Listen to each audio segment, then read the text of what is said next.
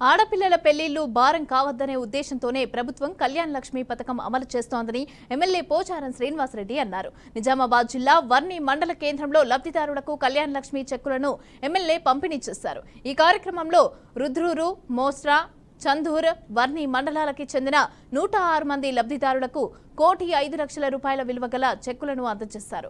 ప్రభుత్వ సంక్షేమ పథకాలను నిరుపేదలకు అందించే విధంగా పనిచేయాలని, అలాగే పార్టీ పటిష్టతకు కృషి చేయాలని పోచారం సూచించారు. నియోజకవర్గంలో ఎక్కడా పక్షపాత ధోరణి లేకుండా అందరినీ కలుపుకుని అభివృద్ధి కొరకు కృషి చేస్తానని పోచారం వెల్లడించారు.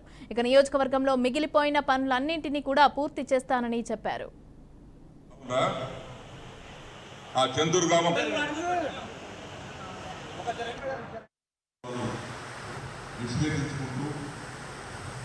సమస్యలను భయపడకుండా ఎదుర్కొంటూ ముందుకు వెళ్ళాం కాబట్టి ఇక్కడ రాష్ట్ర స్థాయిలో అభివృద్ధి దిశలో మొదటి 10 నియోజకవర్గాలు ఉంటే అందులో బాన్పడ కూడా ఆ మొదటి 10లో ఉందని చెప్పేసి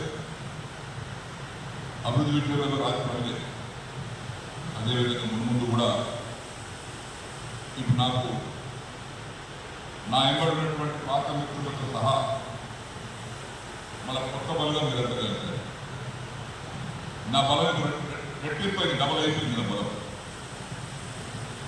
నా బలం పెరిగింది, బలం పెరిగింది. కాబట్టి బలం పెరిగిన తర్వాత బాధ్యత కూడా ఎక్కువ.